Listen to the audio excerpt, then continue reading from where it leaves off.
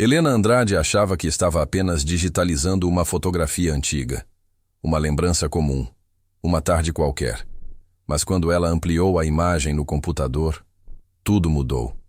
Do outro lado da rua, quase escondido atrás das grades do portão, havia um carro, um Chevrolet Opala vermelho. E dentro dele, uma mulher. A mulher não sorria, não falava, não se movia. Ela apenas observava fixamente os 3 filhos de Helena. Minutos depois, aquelas crianças desapareceriam para sempre. Durante décadas, ninguém percebeu aquele detalhe. Nem a polícia, nem os investigadores, nem a própria Helena. Até agora. Usando tecnologia digital moderna, Helena conseguiu algo que nunca deveria ser possível: identificar a placa daquele carro em uma foto antiga. E quando ela descobriu quem era a mulher ao volante, o chão desapareceu sob seus pés. Porque aquela mulher não era uma criminosa comum.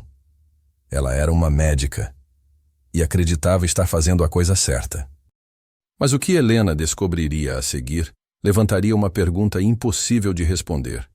E se seus filhos nunca tivessem sido sequestrados, mas separados para sempre em nome de uma mentira?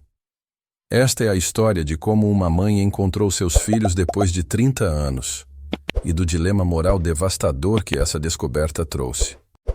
8 de agosto de 1981, Petrópolis, Rio de Janeiro. O sol da tarde filtrava através das folhas da mangueira no quintal da casa número 87, projetando sombras dançantes sobre o gramado onde 3 meninos idênticos corriam em círculos. Caio, Bruno e Daniel Andrade, 6 anos recém-completados, brincavam de pique-esconde com a energia inesgotável da infância. Seus cabelos castanho claros, despenteados pelo vento, brilhavam sob a luz dourada. Os 3 usavam camisetas listradas, uma vermelha, uma azul, uma verde, a única maneira de Helena diferenciá-los à distância. "Mãe, posso pegar o frisbee na garagem?" gritou Caio, sempre o porta-voz, sempre o líder natural dos 3. Helena Andrade, então com 28 anos, estava na cozinha preparando suco de laranja. Através da janela, observava os filhos com aquele misto de orgulho e exaustão que toda mãe de trigêmeos conhece bem. 6 anos criando 3 crianças idênticas, cada uma com personalidade própria, mas todas unidas por um vínculo que ela ainda não conseguia compreender completamente. Às vezes terminavam as frases uns dos outros. Às vezes choravam quando um deles se machucava, mesmo estando em cômodos diferentes. "Pode, amor, mas não demorem muito, o almoço já está quase pronto", respondeu, voltando a cortar as laranjas.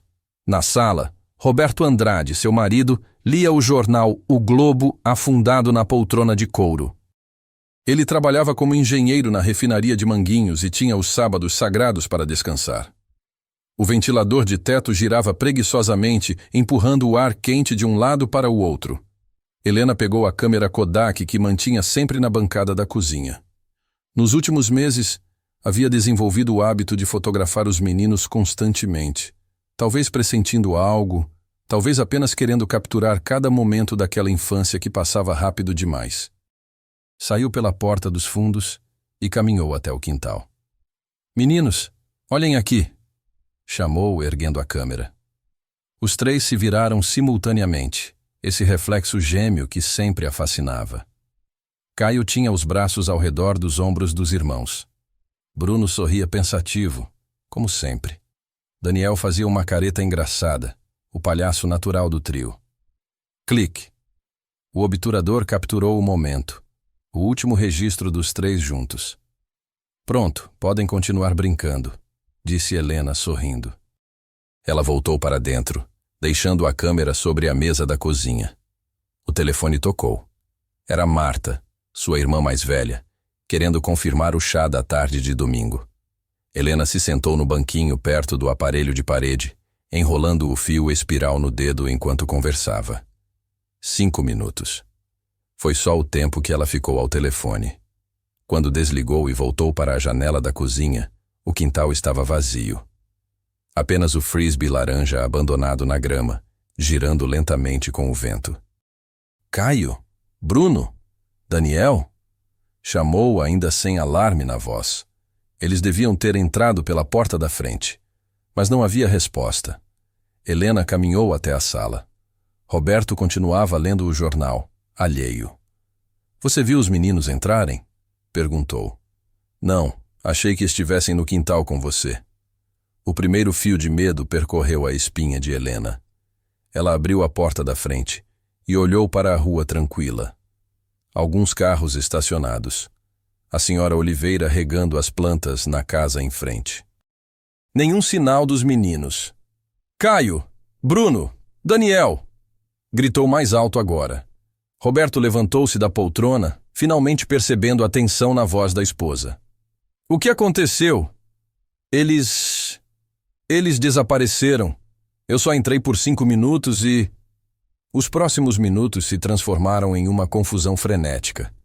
Roberto vasculhou todos os cômodos da casa. Helena correu para a casa dos vizinhos. O portão do quintal estava fechado por dentro. Não havia como as crianças terem saído por ali. A porta da frente estava trancada. Era como se os três tivessem simplesmente se dissolvido no ar. Às 15h47, Roberto ligou para a polícia. Às 16h15, 2 viaturas já estavam na Rua das Hortênsias. Às 17h30, havia 15 policiais fazendo buscas na vizinhança. A notícia se espalhou rapidamente pelo bairro.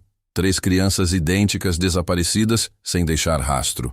Naquela noite, Helena não conseguiu dormir. Sentou-se no quarto dos meninos, olhando as 3 camas vazias, os brinquedos espalhados, as roupas dobradas. Como 3 crianças desaparecem de um quintal cercado com portão fechado em plena luz do dia? Nos dias seguintes, o caso ganhou as manchetes dos jornais. Trigêmeos desaparecem misteriosamente em Petrópolis. Equipes de busca vasculharam o bairro inteiro. Voluntários se mobilizaram.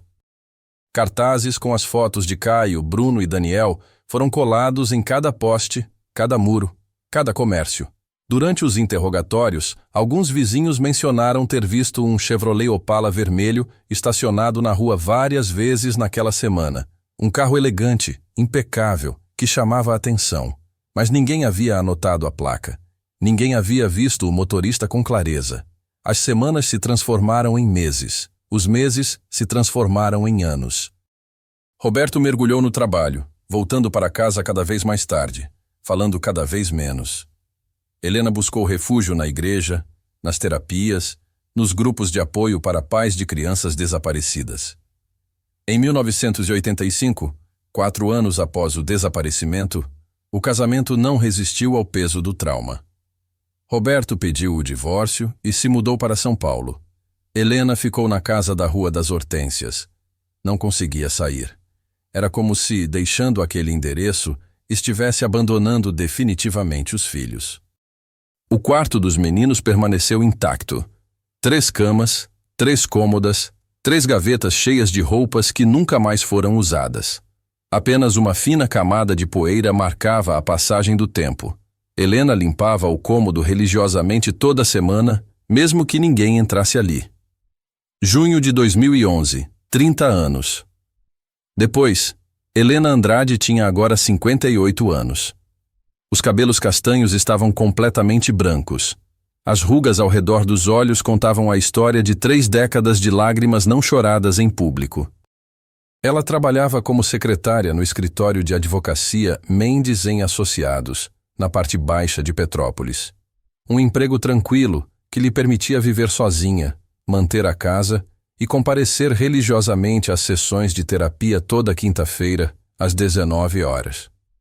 A psicóloga, a doutora Andréa Fonseca, havia sugerido na última sessão uma atividade que descreveu como trabalho de ressignificação do luto. Helena, você manteve o quarto dos meninos exatamente como era em 1981. Você tem uma caixa com fotos que nunca olha, guardada no armário. Essas são formas de congelar o tempo, de manter a dor em estado bruto, disse Andréa, ajustando os óculos de armação fina. Que tal tentarmos algo diferente? Digitalizar essas fotos, criar um álbum digital, não para esquecer, mas para transformar a memória em algo que você possa carregar sem tanto peso. Helena resistiu inicialmente. Mexer naquelas fotos parecia uma profanação. Mas Andrea insistiu gentilmente. Você não precisa fazer tudo de uma vez. Apenas tente. Se ficar muito doloroso, paramos. Foi assim que, no sábado dia 11 de junho de 2011, Helena se viu sentada na pequena mesa da sala de jantar, com a caixa de sapatos de couro marrom que ficara guardada no alto do armário por 3 décadas. As mãos tremiam ligeiramente enquanto removia a tampa. O cheiro de papel velho e poeira invadiu suas narinas. Um cheiro carregado de tempo parado. Dentro da caixa, dezenas de fotografias em cores desbotadas. Os meninos na praia. Os meninos no aniversário de 5 anos. Os meninos aprendendo a andar de bicicleta. Cada imagem era uma facada suave. Mas Helena continuou. Havia comprado um scanner simples.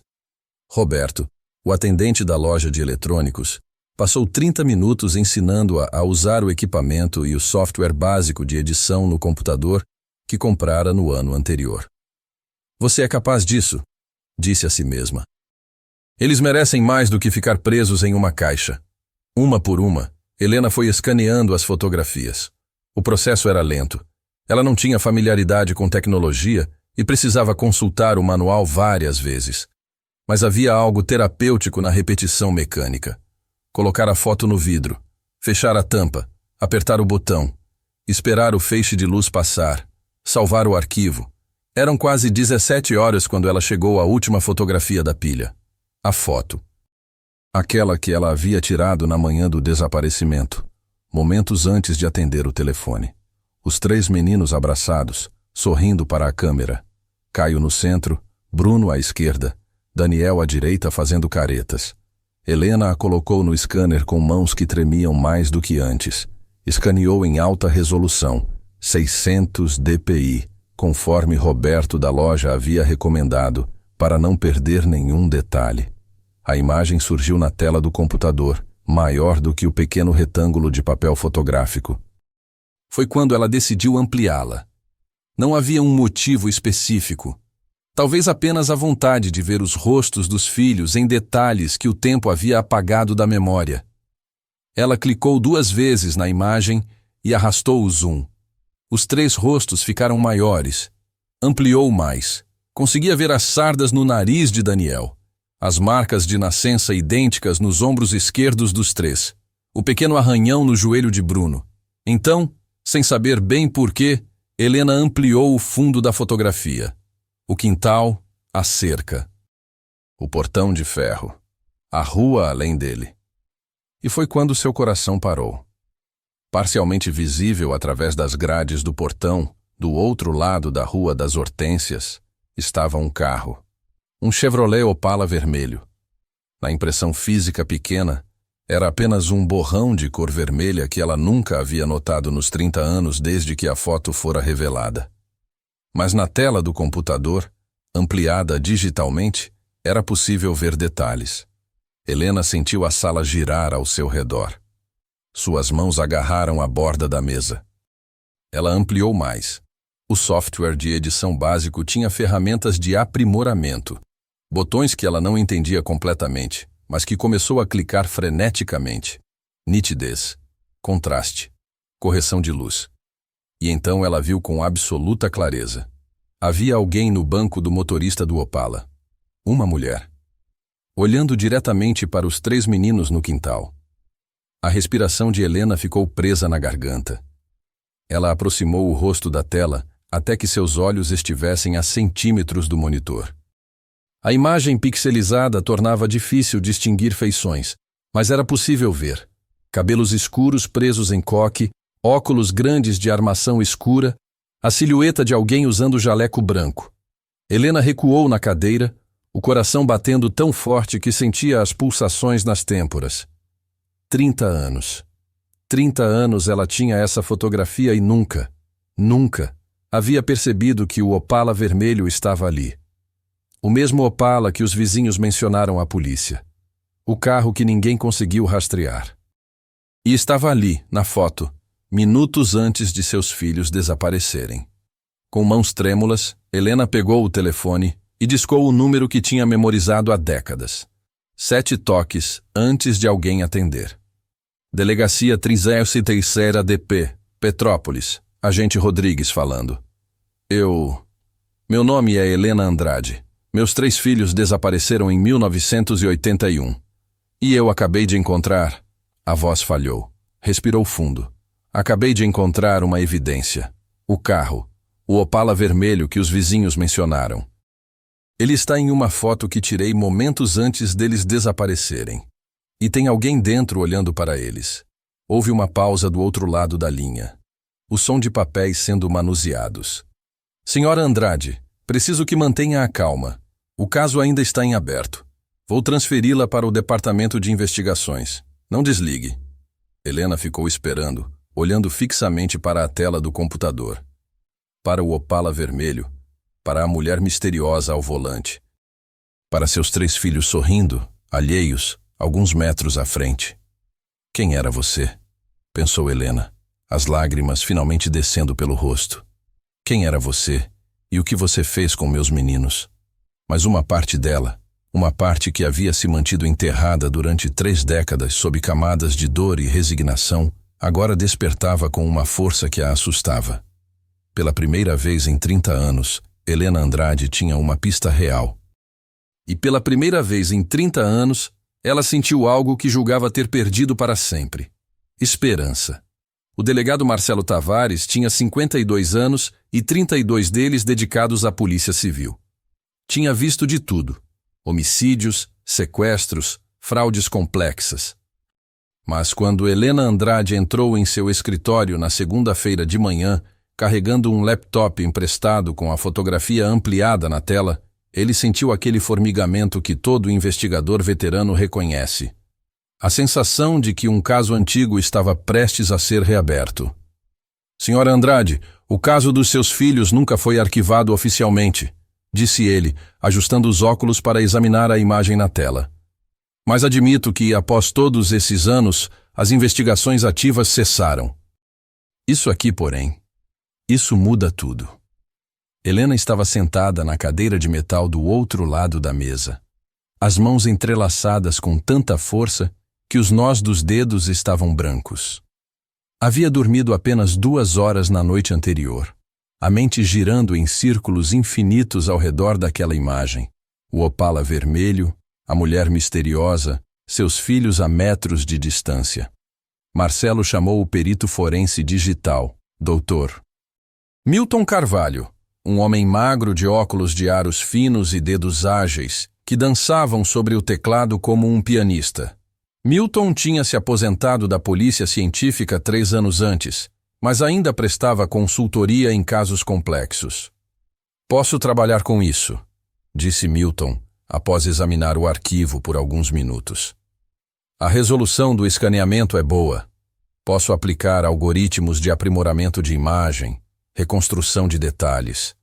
Talvez até consiga recuperar parcialmente a placa. Quanto tempo você precisa? Perguntou Marcelo.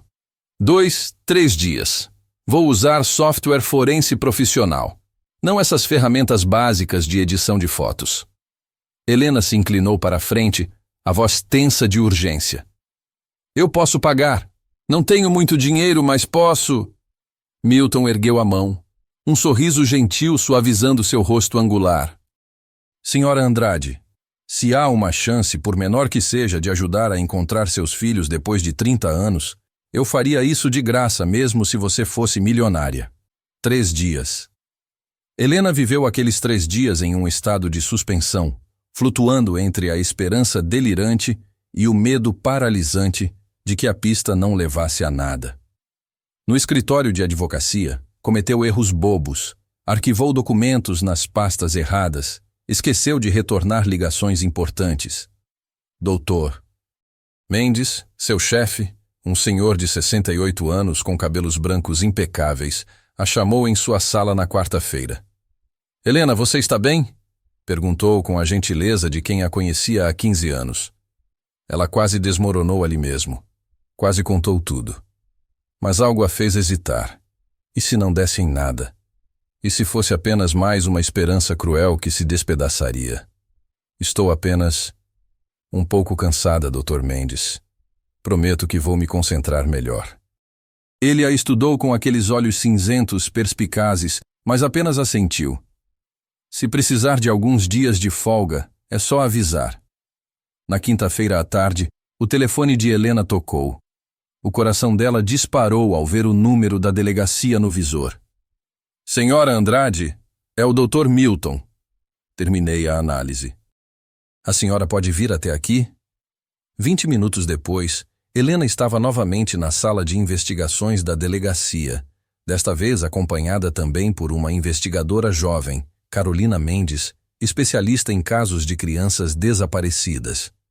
Milton conectou seu laptop a um projetor e a imagem ampliada e aprimorada surgiu na parede branca. Helena prendeu a respiração. A fotografia estava irreconhecível em relação à versão original.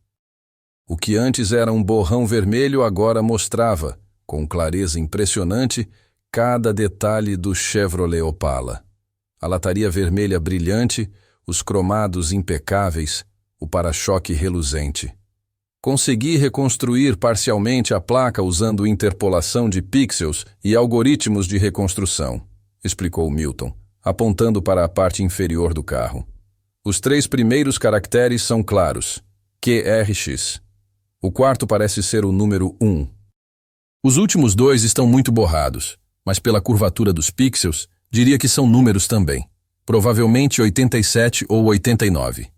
Então a placa seria QRX 187 ou QRX 189, disse o delegado Marcelo já fazendo anotações.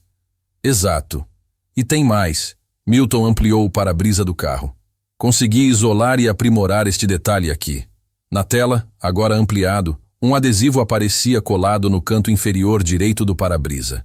Era circular, com uma cruz médica estilizada e texto ao redor. Milton ajustou contraste e nitidez até que algumas letras ficassem legíveis. Hospital Santa Clara, leu Carolina, estreitando os olhos. Hospital Santa Clara? Exatamente, confirmou Milton. É um adesivo de estacionamento, comum em hospitais da época. Permitia acesso às vagas exclusivas para médicos e funcionários. Helena sentiu as pernas fraquejarem. Uma médica. A mulher no Opala vermelho era uma médica. E a pessoa ao volante? Perguntou com voz rouca. Milton mudou para outra imagem. Desta vez, era um close extremo do banco do motorista. A qualidade era ruim, pixelizada, mas era possível distinguir uma figura feminina. Cabelos escuros presos em coque, óculos grandes de armação pesada, o estilo comum nos anos 70 e 80. E o mais inquietante, o rosto estava virado diretamente para a câmera, ou melhor, para o quintal onde as crianças brincavam. Não posso fazer reconstrução facial com esta qualidade de imagem, disse Milton. Mas posso confirmar. É uma mulher aparentemente entre 35 e 45 anos à época da foto, usando jaleco médico branco. O silêncio na sala era denso, pesado com implicações. Então temos um Opala vermelho, placa QRX 187 ou QRX 189, registrado em 1978 segundo o modelo que identifiquei, resumiu Marcelo, proprietário provavelmente médico ou funcionário do Hospital Santa Clara. E essa pessoa estava vigiando as crianças momentos antes do desaparecimento. Carolina já estava digitando em seu tablet. E tu? O Hospital Santa Clara fechou as portas em 1995, disse ela. Mas os arquivos devem estar no depósito municipal. Vou requisitar acesso a registros de funcionários e do programa de estacionamento. E o Detran? Perguntou Helena, a voz ainda trêmula. Eles não têm registro de quem era o dono do carro? Os registros de 1978 foram microfilmados nos anos 90, respondeu Marcelo. Vou precisar de autorização judicial para acessá-los, mas com essa evidência não teremos problema. 2, 3 dias e teremos o nome do proprietário. Mais 3 dias. Helena não sabia se aguentaria, mas o destino, às vezes, tem seus próprios cronogramas. Na manhã seguinte, sexta-feira, Helena estava tomando café quando o telefone tocou. Era um número desconhecido. Alô? Helena Andrade? A voz era de um homem idoso, rouca, carregada pelo peso dos anos. Meu nome é Augusto. Padre Augusto Mendes. Fui capelão do Hospital Santa Clara por 23 anos. Helena quase derrubou a xícara de café. Como o senhor conseguiu meu número? Uma ex-enfermeira do hospital me ligou ontem. Ela soube através de conhecidos na polícia que estavam investigando algo relacionado ao Santa Clara e a um Opala vermelho. E eu? Ele fez uma pausa longa e Helena ouviu o que parecia ser um suspiro pesado. Eu sei quem é a dona daquele carro e acho que sei o que aconteceu com seus filhos. O mundo de Helena parou de girar. O quê? Como assim o senhor sabe? Não posso falar por telefone. É complicado. E eu carrego essa culpa há 30 anos. Posso encontrá-la? Hoje, se possível. Não sei quanto tempo ainda tenho. A voz dele tinha uma qualidade urgente, quase desesperada. Helena agarrou o telefone com tanta força que suas mãos doíam. Onde? Quando? Há uma cafeteria na Rua do Imperador, próxima à Catedral. Chama-se Café Imperial. Às 15 horas? Eu estarei lá. Helena chegou ao Café Imperial às 14h40, incapaz de esperar. O estabelecimento era antigo, com paredes de madeira escura e mesas de mármore desgastadas pelo tempo.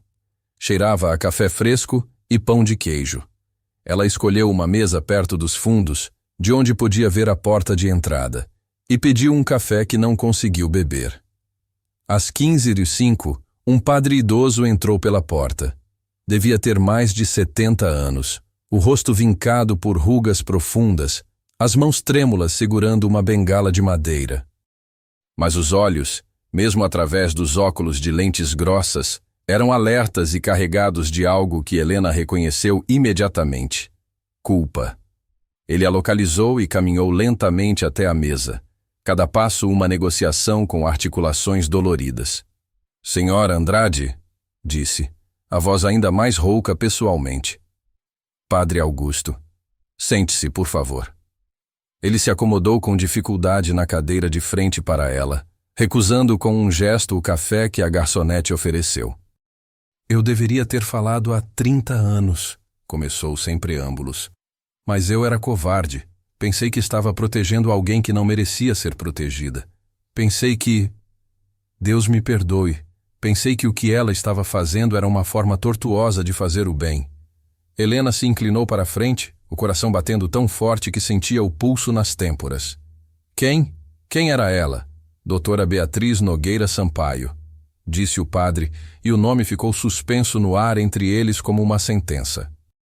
Pediatra geneticista. Uma das médicas mais brilhantes que conheci. E uma das mais... quebradas. Quebradas? Padre Augusto respirou fundo, os olhos fixos em algum ponto distante além das paredes do café. Em março de 1979, os filhos dela morreram. Trigêmeos, meninos. Tinham apenas 2 anos. Foi uma doença genética rara, a síndrome de Leigh. Não há cura. Doutora Beatriz os viu definharem aos poucos, consciente de cada sintoma, de cada etapa da degeneração. Ela era geneticista. Entendia exatamente o que estava acontecendo com seus bebês. E não podia fazer nada. Helena sentiu uma pontada inesperada de empatia misturada a horror. E depois que eles morreram? Perguntou, embora uma parte dela já soubesse a resposta. Depois ela se tornou obcecada. Começou a ver os sintomas da síndrome de Leigh em toda criança que examinava. Desenvolveu um tratamento experimental, não aprovado, baseado em terapia genética primitiva.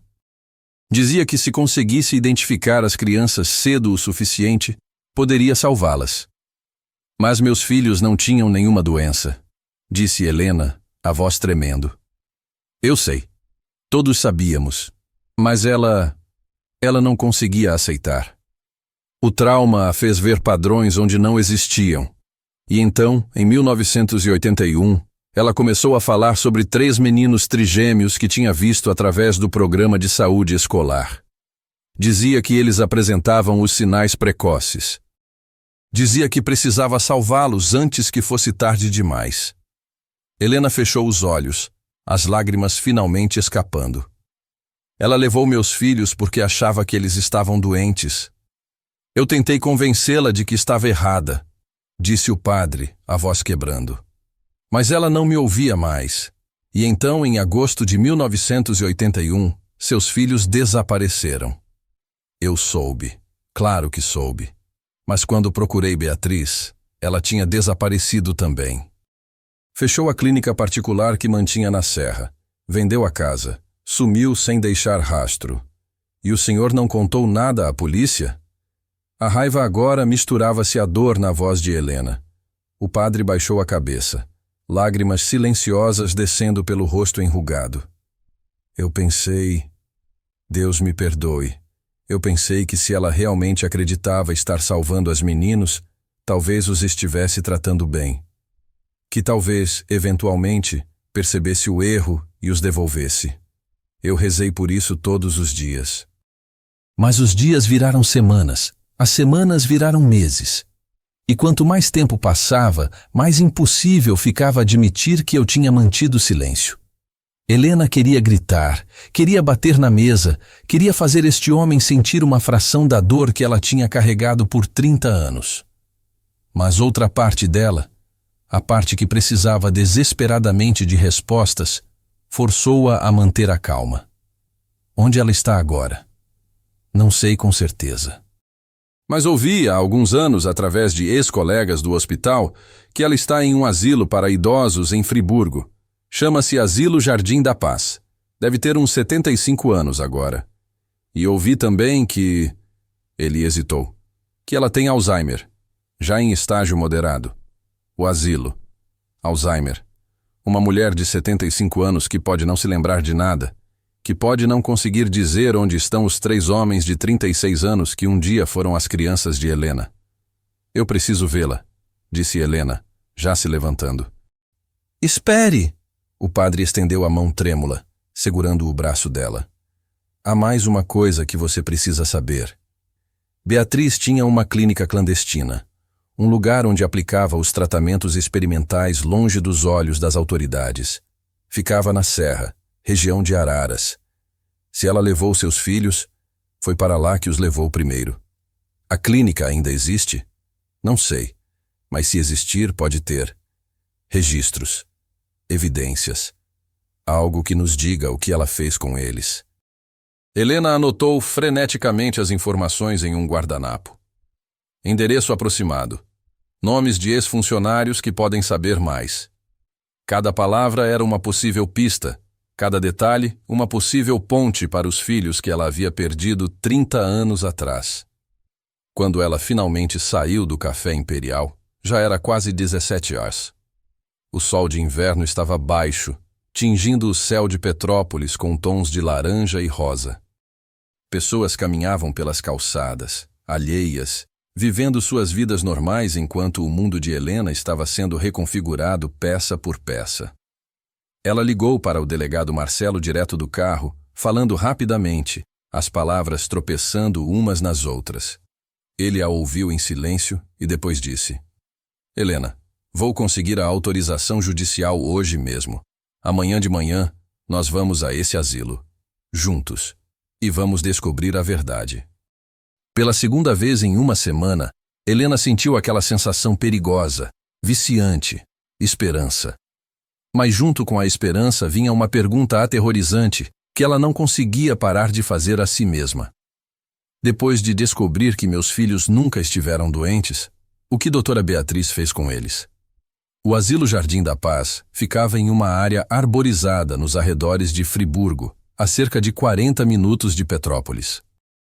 Era um edifício de 3 andares pintado de amarelo claro, cercado por jardins bem cuidados, onde alguns idosos caminhavam lentamente pelas alamedas de pedra. Parecia pacífico, quase bucólico.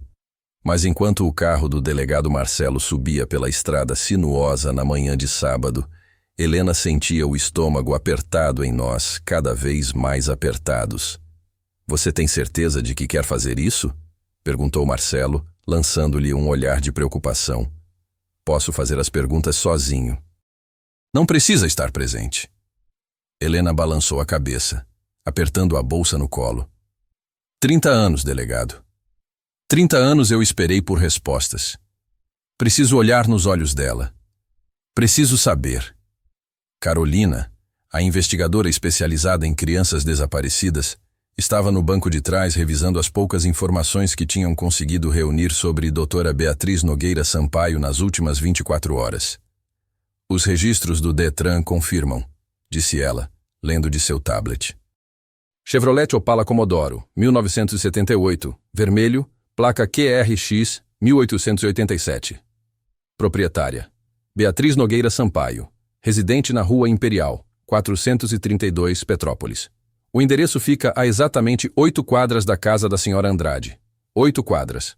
Durante anos, a mulher que tinha levado seus filhos morava a 8 quadras de distância. Helena fechou os olhos, respirando fundo para controlar a náusea. E os registros do hospital? Perguntou Marcelo. Beatriz trabalhou no Santa Clara de 1968 até 1981. Pediatra geneticista, especialmente renomada. Vários artigos publicados em revistas médicas.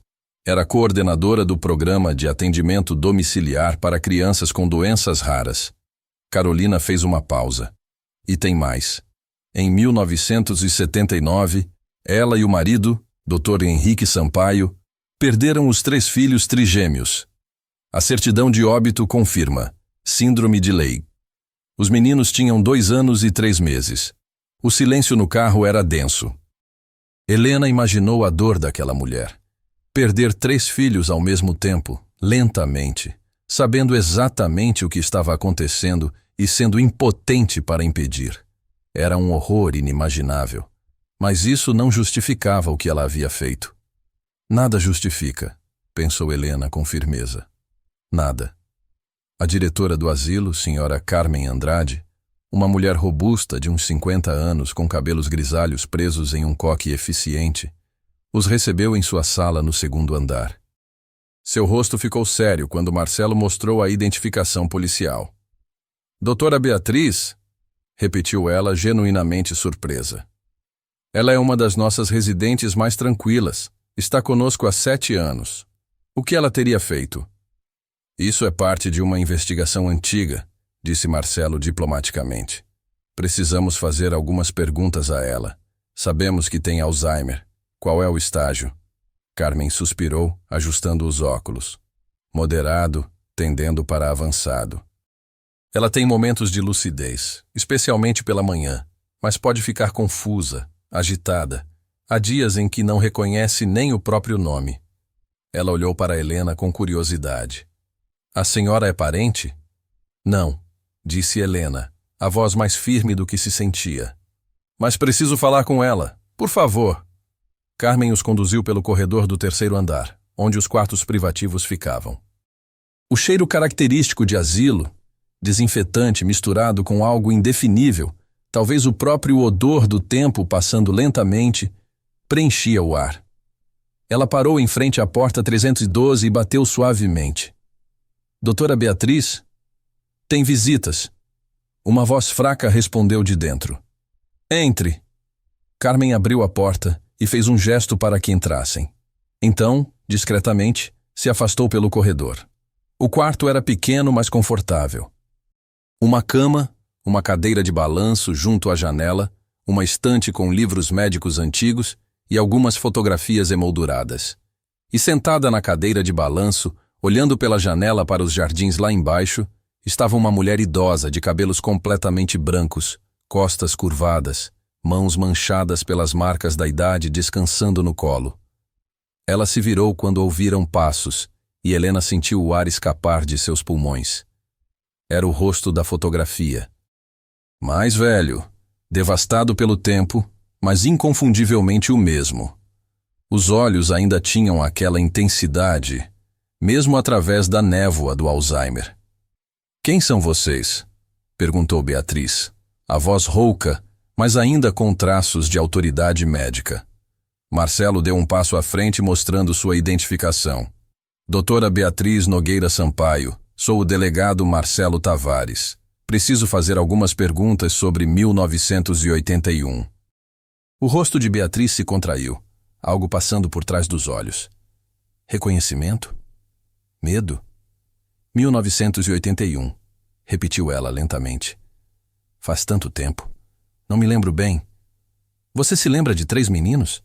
Perguntou Helena, incapaz de se conter. Ela deu um passo à frente, a voz tremendo. 3 meninos trigêmeos, cabelos castanhos, 6 anos. Você os levou em agosto de 1981.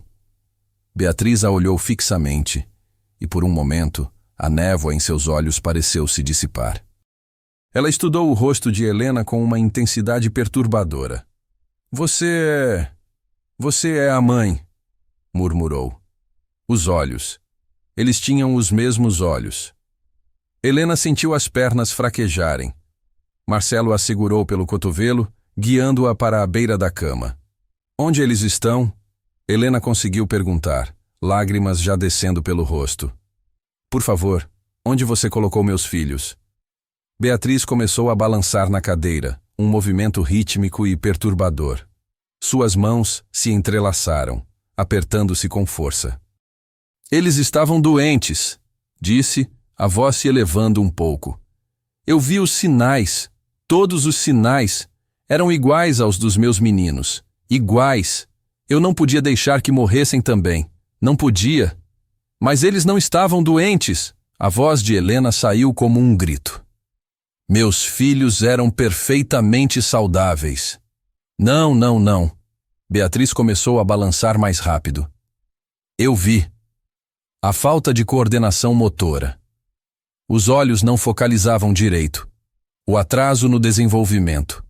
Todos os sinais estavam lá. Eu tinha que salvá-los. Tinha que salvá-los. Carolina deu um passo à frente, a voz deliberadamente calma. Doutora Beatriz, onde a senhora os levou? Para sua clínica em Araras? Beatriz assentiu lentamente, como se estivesse em transe. A clínica. Sim. Mantive eles lá. Apliquei o tratamento. A terapia genética experimental.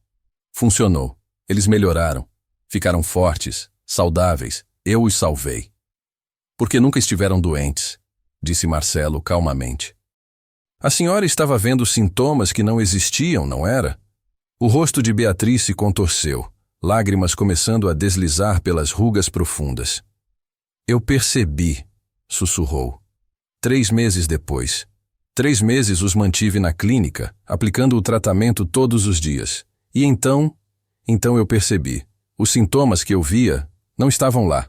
Nunca estiveram. Eu estava vendo meus filhos, projetando meus bebês mortos naqueles meninos. Um soluço quebrou a voz dela.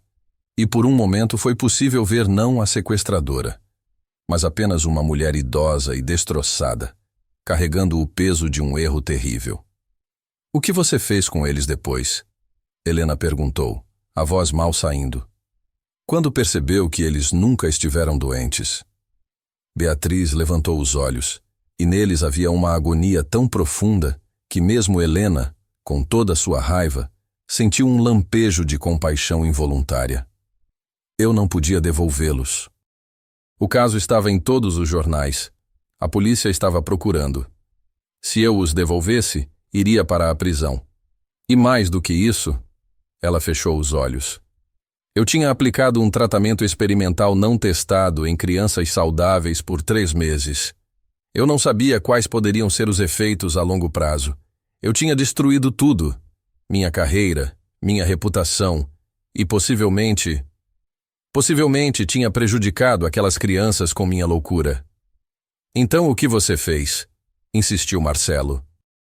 Beatriz abriu os olhos, olhando diretamente para Helena. Eu os dei para famílias que pudessem amá-los. Famílias boas. Eu tinha contatos em uma rede internacional de adoção legítima. Falsifiquei documentos dizendo que eram órfãos de uma cidade pequena do interior, sem registros adequados. Era comum na época. Muitas crianças de áreas rurais eram registradas tardiamente. Helena sentiu o mundo girando. Na adoção? Você colocou meus filhos para a adoção? 3 famílias diferentes, Beatriz continuou, a voz agora quase mecânica, como se estivesse recitando um relatório médico. Em 3 países diferentes.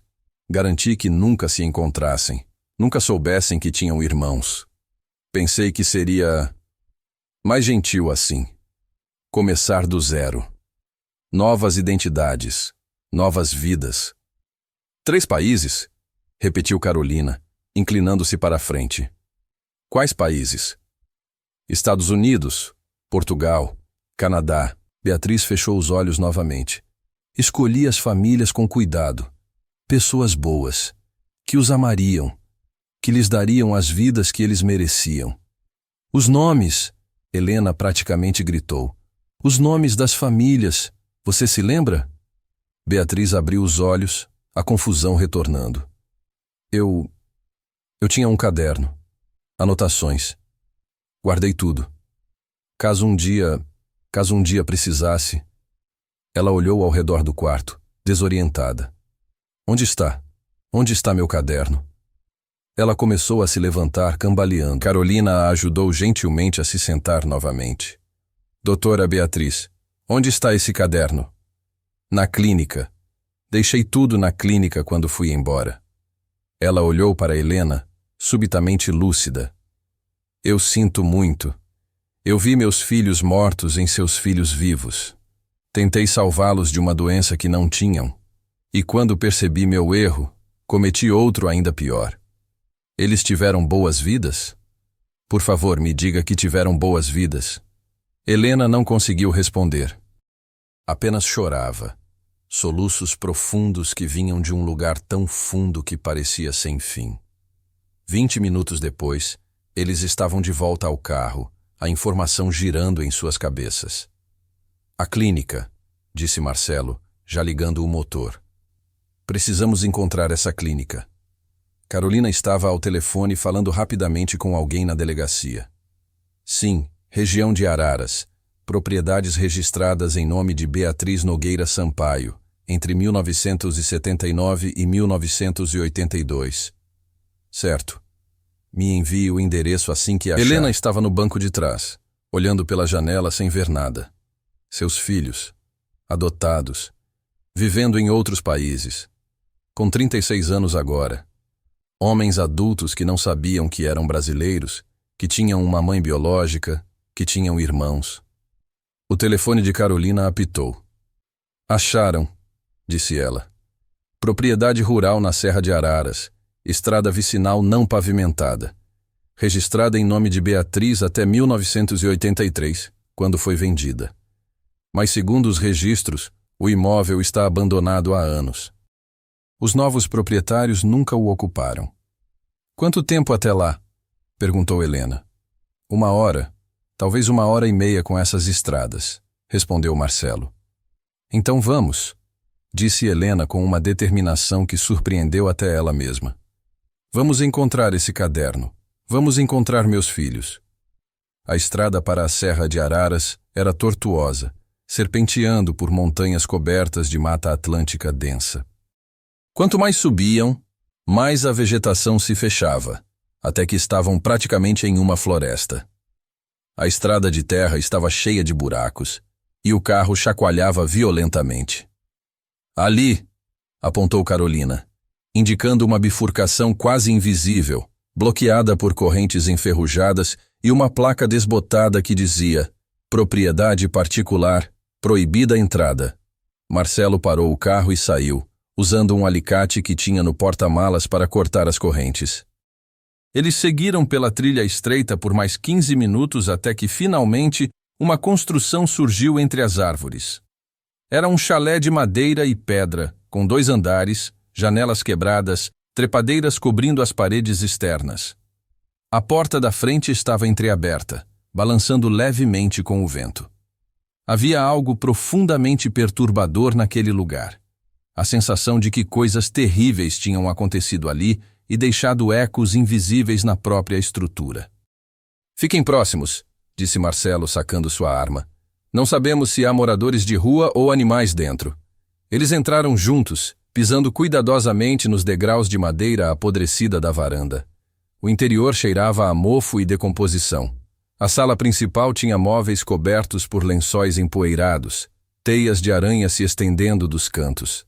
Mas o que chamou a atenção de Helena foi a parede do fundo, coberta com equipamentos médicos enferrujados, prateleiras com frascos de vidro vazios, uma maca cirúrgica coberta de ferrugem e manchas escuras.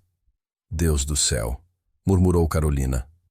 Eles vasculharam o andar térreo sistematicamente. Sala de procedimentos. Pequena cozinha com geladeira antiga.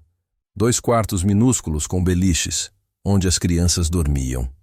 Helena teve que se apoiar na parede quando viu os beliches, imaginando seus 3 filhos de 6 anos, sozinhos, assustados, sendo submetidos a tratamentos de que não precisavam. No segundo andar, encontraram o que parecia ter sido o escritório de Beatriz, uma mesa de madeira pesada, estantes com livros médicos mofados, e no canto, um arquivo de metal enferrujado. Marcelo o abriu cuidadosamente. Dentro, pastas amareladas pela umidade e pelo tempo, e no fundo, um caderno de capa dura, azul marinho, com as páginas manchadas mas ainda legíveis. Helena o pegou com mãos trêmulas. Abriu na primeira página. Com caligrafia médica clara, o título: Registro de Adoções, Confidencial. E embaixo, 3 entradas. Caso A, adotado por família Anderson, Boston, Massachusetts, EUA, março de 1982. Caso B, adotado por família Fonseca, Lisboa, Portugal, abril de 1982. Caso C, adotado por família Dubois, Toronto, Canadá, maio de 1982. E então, o que fez Helena cair de joelhos no chão empoeirado. 3 fotos antigas coladas nas páginas. 3 meninos de 6 anos, magros, assustados, olhando para a câmera. Caio. Bruno. Daniel. Vivos. Seus bebês, vivos. Helena abraçou o caderno contra o peito e, finalmente, depois de 30 anos, permitiu-se acreditar no impossível. Ela iria encontrar seus filhos. O caderno azul marinho repousava sobre a mesa de reuniões da delegacia, como uma relíquia sagrada. Helena não conseguia parar de olhar para ele, mesmo depois de 2 horas examinando cada página, cada anotação, cada detalhe meticulosamente documentado por doutora Beatriz. Ao redor da mesa, uma equipe improvável havia se formado. O delegado Marcelo, a investigadora Carolina, um advogado especializado em adoções internacionais chamado Dr. Paulo Mendes e uma psicóloga forense, doutora Lívia Santos, que fora chamada para ajudar a avaliar o impacto emocional da revelação. As informações estão todas aqui, disse Dr. Paulo, ajustando os óculos enquanto lia as páginas. Nomes completos das famílias adotivas, endereços de 1982, até números de processos de adoção. Beatriz documentou tudo com precisão médica. A questão agora, disse doutora Lívia, olhando para Helena com gentileza profissional, é como proceder. Estamos falando de 3 homens de 36 anos que construíram identidades completas. Revelar essa verdade pode ser devastador. Helena olhou para ela, os olhos ainda inchados de chorar na clínica abandonada. E não saber a verdade? Viver uma mentira a vida inteira? Isso não é devastador também? Claro que é, concordou Lívia. Mas precisamos fazer isso da maneira certa, com preparação psicológica adequada, com respeito aos processos emocionais de cada um deles. Carolina estava digitando rapidamente em seu laptop. Já mandei as informações para contatos na Interpol e para agências de investigação nos 3 países. Com os nomes das famílias adotivas e as datas, podemos rastreá-los.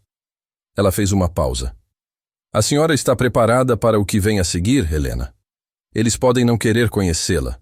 Podem estar furiosos. Podem rejeitar completamente essa verdade. Eu sei, disse Helena, a voz firme apesar do medo que sentia. Mas eles merecem saber quem são.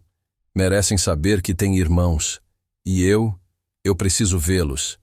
Nem que seja apenas uma vez, só para saber que estão vivos, que estão bem. Marcelo assentiu, respeitando a determinação dela. Vamos fazer isso com toda a cautela possível. Primeiro, localizamos os 3. Depois, com a ajuda de autoridades locais e psicólogos especializados, fazemos o contato inicial. Explicamos a situação. Oferecemos teste de DNA para confirmação, e só procedemos se eles concordarem. Quanto tempo vai levar? Perguntou Helena. Semanas, provavelmente. Talvez meses. Helena fechou os olhos, respirando fundo. Mais espera. Mas desta vez, era diferente. Desta vez, Ela sabia que no final havia algo real. 3 homens. Seus filhos. 6 semanas depois, o telefone de Helena tocou às 7h23 de uma manhã de outubro. Ela acordou sobressaltada, o coração já disparando antes mesmo de atender. Helena, é a Carolina. Encontraram? A voz de Helena saiu rouca, desesperada. Encontramos os 3. Helena sentou-se na cama, as mãos tremendo tanto que quase derrubou o telefone. Michael Anderson, começou Carolina. 36 anos, arquiteto em Boston. Casado com Sarah, tem 3 filhos. Foi adotado pela família Anderson quando tinha 6 anos. Sempre soube que era adotado, mas acreditava ser filho de pais brasileiros que morreram em um acidente. Ele sabe? Vocês contaram? Ainda não, mas localizamos. E tem mais. Bernardo Fonseca, 36 anos, professor de filosofia na Universidade de Lisboa. Casado com Inês, 2 filhos. Também sempre soube da adoção. E o terceiro? Thomas Dubois, 36 anos, engenheiro de software em Toronto. Divorciado, uma filha de 8 anos. Ele é o único que teve problemas ao longo da vida. Passou por vários lares adotivos antes de se estabelecer com a família Dubois na adolescência. Helena anotou cada detalhe freneticamente em um caderno, as lágrimas borrando a tinta. Eles têm famílias, eles têm filhos, meus netos, eu tenho netos. Sim, disse Carolina gentilmente. Você tem. E agora precisamos decidir como fazer o contato inicial. A estratégia foi cuidadosamente planejada. Cartas seriam enviadas simultaneamente aos 3 homens, explicando a situação de forma clara, mas sensível. Junto com as cartas, cópias dos documentos de adoção falsificados, fotos de 1981 mostrando os 3 meninos, e uma proposta para teste de DNA através de laboratórios locais certificados. Helena escreveu e reescreveu sua carta pessoal dezenas de vezes. Como você explica a alguém que toda sua identidade era uma mentira? Como você pede perdão por algo que não foi sua culpa? Como você diz, eu te procurei todos os dias da minha vida, para alguém que nem sabia que você existia? A versão final tinha apenas 2 parágrafos. Meu nome é Helena Andrade. Em 8 de agosto de 1981, meus 3 filhos trigêmeos, Caio, Bruno e Daniel, desapareceram de nossa casa em Petrópolis, Brasil. Eles tinham 6 anos.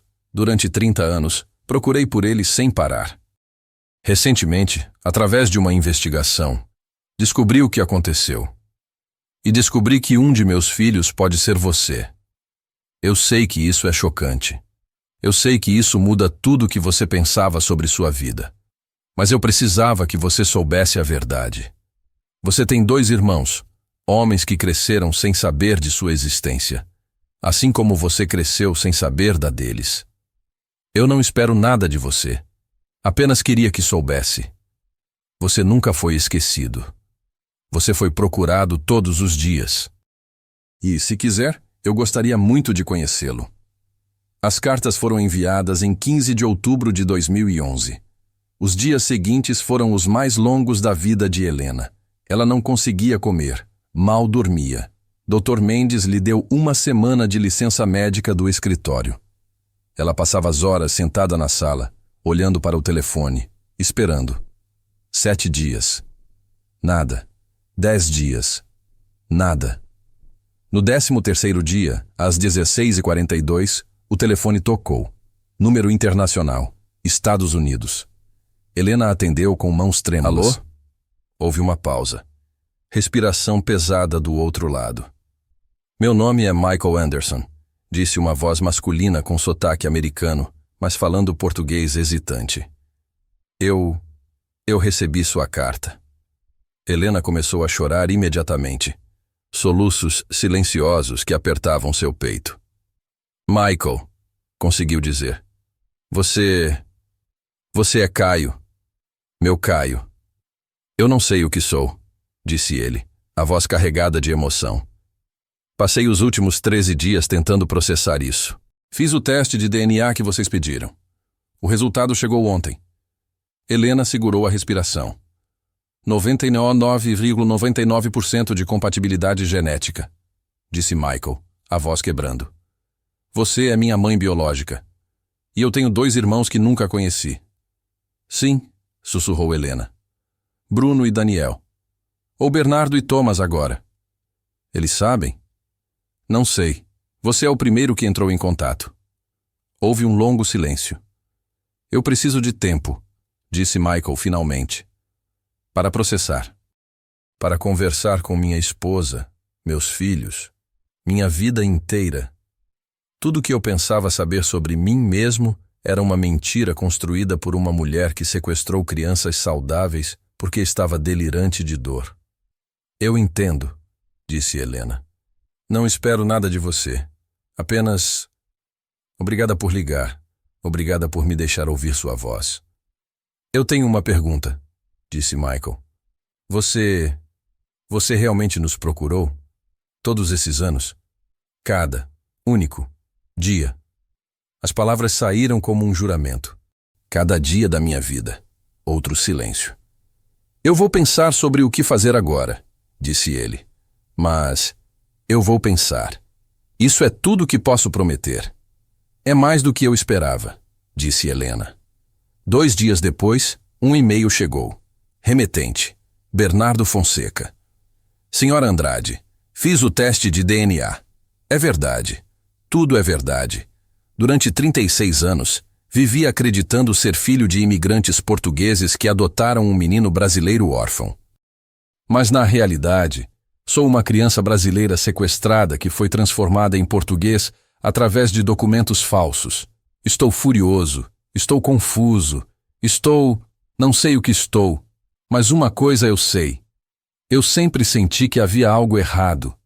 Memórias fragmentadas que meus pais adotivos diziam serem apenas sonhos. Uma sensação de incompletude que nunca consegui explicar. Preciso conhecer meus irmãos. Preciso entender quem eu deveria ter sido. E sim, preciso conhecer você também. Não sei como me sinto em relação a tudo isso ainda, mas preciso saber. Estou vindo ao Brasil no mês que vem. Podemos nos encontrar? Bernardo, Bruno. Helena leu o e-mail 5 vezes, cada palavra gravando-se em sua memória. Sim, podiam se encontrar. A resposta de Thomas Dubois demorou mais. 4 semanas após as cartas serem enviadas, Carolina ligou para Helena. Thomas fez o teste de DNA, confirmado. Mas ele está tendo dificuldade para processar. Falei com a psicóloga dele em Toronto. Ele teve uma vida difícil, vários lares adotivos, muita instabilidade. A ideia de que ele tinha uma família biológica o tempo todo, que ele poderia ter tido uma vida diferente, está sendo muito pesado. Ele não quer me conhecer? Perguntou Helena, tentando manter a voz firme. Não é isso. Ele só precisa de mais tempo. Mas pediu uma coisa. Quer conhecer os irmãos primeiro, sem pressão familiar. Apenas os 3. Helena entendeu. Daniel sempre fora o mais sensível dos 3, mesmo quando crianças. Precisava processar as coisas no seu próprio ritmo. Tudo bem, disse ela. O que ele precisar. Dezembro de 2011, Rio de Janeiro. O Hotel Copacabana Palace tinha uma sala de reuniões privativa reservada para o dia 15 de dezembro. Helena insistiu em pagar por tudo, não como uma forma de comprar perdão, mas como a única coisa tangível que podia oferecer.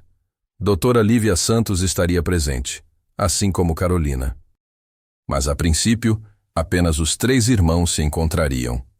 Helena esperaria em outro andar, dando-lhes o espaço para processar a descoberta um do outro antes de terem que lidar com a complexidade de uma mãe biológica que não conheciam. No dia 15, às 14 horas, Helena estava sentada em uma suíte no 8º andar, olhando pela janela para a praia de Copacabana. Seus filhos estavam 6 andares abaixo. Pela primeira vez em 30 anos, Caio, Bruno e Daniel estavam no mesmo lugar. A espera foi torturante. 1 hora passou. 2. Às 16h30, seu telefone tocou. Era Carolina. Helena, eles estão prontos para conhecê-la. O elevador descendo do 8º para o 2º andar foi a viagem mais longa da vida de Helena. Cada andar que passava era uma década de dor, esperança, perda E agora, incredulidade de que isso estava realmente acontecendo. As portas se abriram. Carolina estava esperando no corredor. Eles estão nervosos, avisou ela suavemente. Mas querem conhecê-la, todos os três. Helena assentiu, incapaz de falar. Carolina a guiou pelo corredor até uma porta de madeira escura. Bateu 2 vezes e a abriu. A sala era ampla, com janelas enormes mostrando o mar ao fundo. Mas Helena não via à vista. Ela só via 3 homens de pé no centro da sala. O primeiro, alto, cabelos castanho claros cortados curtos, rosto angular. Tinha os olhos do pai de Helena, que ela não via desde o divórcio em 1985. Michael, Caio. O segundo, altura média, óculos de armação fina, expressão pensativa. Tinha exatamente a mesma forma de inclinar a cabeça que tinha quando criança. Bernardo, Bruno. O terceiro, o mais magro dos 3, cabelos mais escuros, olhos carregados de dor antiga, tinha a boca de Helena, a mesma curva exata. Thomas, Daniel, trigêmeos. Mesmo depois de 30 anos, em 3 países diferentes, com 3 vidas diferentes, ainda era possível ver que eram irmãos. A genética resistira ao tempo e à distância. Por um longo momento ninguém se moveu. O silêncio era denso, carregado de 3 décadas de ausência. Então Helena deu um passo à frente, e outro. Suas mãos se estenderam, tremendo, querendo tocar, mas não sabendo se tinha permissão. Vocês eram tão pequenos, sussurrou, lágrimas descendo livremente. Tão pequenos e eu nunca parei de procurar. Nunca. Foi Bernardo quem se moveu primeiro. Ele deu um passo à frente, hesitante, depois outro. E de repente estava na frente de Helena, olhando-a de cima. Ele era pelo menos 20 centímetros mais alto que ela. Eu lembro, disse ele, a voz rouca. Lembro de você, fragmentos, sua voz, o cheiro de bolo, uma música que você cantava. Helena soluçou, as pernas quase cedendo. Michael se aproximou também, colocando uma mão no ombro dela para estabilizá-la. Nós não lembramos de ser sequestrados, disse ele, sua voz carregada de emoção contida. Mas todos nós tivemos sonhos. Sempre os mesmos. Um quintal, uma mangueira, 3 camas em um quarto. O quarto de vocês, disse Helena, está do mesmo jeito. 30 anos, e eu não consegui mudar nada. Thomas estava parado alguns passos atrás, os braços cruzados, o rosto tenso. Helena olhou para ele, vendo a dor, a raiva, o medo. Daniel, disse ela suavemente, usando o nome que ele não ouvia há 3 décadas. Você não precisa estar aqui se não quiser. Não precisa sentir nada. Eu só queria que soubesse que sempre foi amado. Sempre.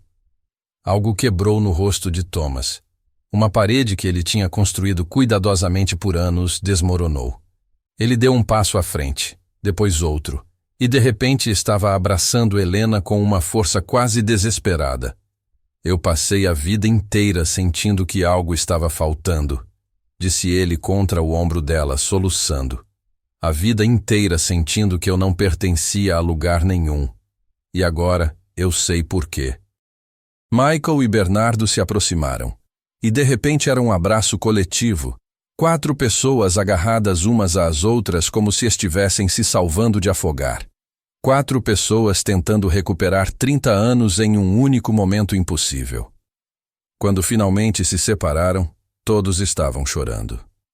Doutora Lívia observava de um canto com olhos marejados. Carolina tinha saído discretamente para dar-lhes privacidade. Eles se sentaram em sofás dispostos em círculo. E pela primeira vez em 3 décadas, começaram a conversar. Sobre memórias, sobre vidas vividas, sobre a infância roubada e as identidades reconstruídas. O que vai acontecer agora? Perguntou Michael eventualmente. Helena balançou a cabeça. Não sei. Vocês têm vidas, famílias, identidades. Eu não espero que mudem nada disso. Não espero que me chamem de mãe. Apenas, se vocês quiserem, Eu gostaria de estar em suas vidas, mesmo que seja só recebendo um e-mail de vez em quando. Eu quero que meus filhos conheçam você, disse Michael. Quero que eles saibam de onde realmente vêm. Quero que conheçam seus tios. Eu preciso de tempo, disse Thomas honestamente. Mas não quero desaparecer de novo. Não de vocês. Ele olhou para os irmãos. Vocês são a primeira coisa que faz sentido na minha vida toda. Podemos fazer isso devagar, disse Bernardo. Não precisa ser tudo de uma vez. Mas sim, vamos fazer isso. Somos irmãos. Fomos separados, mas agora nos encontramos. Helena os observava, esses 3 homens que um dia foram seus bebês, e sentiu algo que não sentia há 30 anos. Paz. Não era um final feliz simples. Havia trauma para processar, identidades para reconstruir, relacionamentos complexos para navegar. Michael tinha explicações difíceis para dar aos seus filhos. Bernardo teria que reconciliar quem ele era com quem deveria ter sido. Thomas tinha décadas de dor para trabalhar. Mas eles tinham encontrado uns aos outros. E isso, Helena pensou, era suficiente. Hoje, 6 anos após o reencontro, a vida dos trigêmeos mudou completamente. Michael Anderson ainda vive em Boston, mas visita o Brasil anualmente com a família. Seus 3 filhos agora conhecem a avó biológica e chamam Bernardo e Thomas de tios. Bernardo Fonseca dividiu seu tempo entre Lisboa e Petrópolis. Ele escreveu um livro sobre identidade e pertencimento, inspirado por sua própria experiência, que se tornou best-seller em Portugal. Thomas Dubois foi o que mais lutou com a revelação, passando por anos de terapia intensiva. Mas hoje mantém contato regular com os irmãos e com Helena. Sua filha de 8 anos, que nunca conhecera a família extensa, agora tem tios e primos. Helena ainda mora na mesma casa da Rua das Hortênsias. Mas o quarto dos meninos finalmente mudou. Agora é um escritório onde ela organiza fotos de seus filhos adultos, de seus netos, de reuniões familiares que acontecem em 3 continentes. Doutora. Beatriz Nogueira Sampaio faleceu em 2013, aos 77 anos, em estágio avançado de Alzheimer. Helena a visitou uma última vez antes da morte. O que foi dito naquele encontro, apenas elas sabem.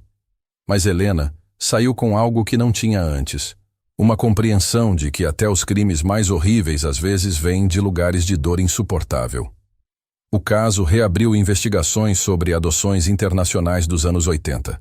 Outras famílias começaram a questionar documentos. Outras crianças órfãs começaram a procurar suas verdadeiras origens.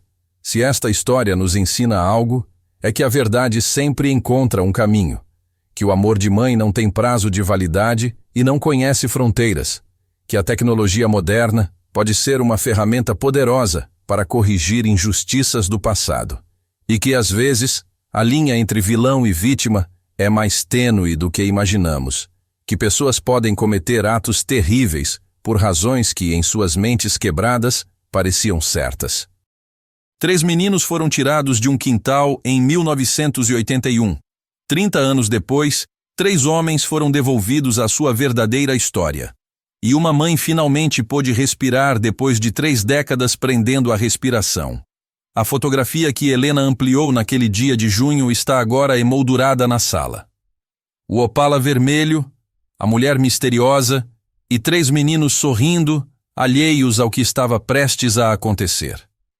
Mas ao lado dela está outra foto, tirada em dezembro de 2017, no 6º aniversário do reencontro.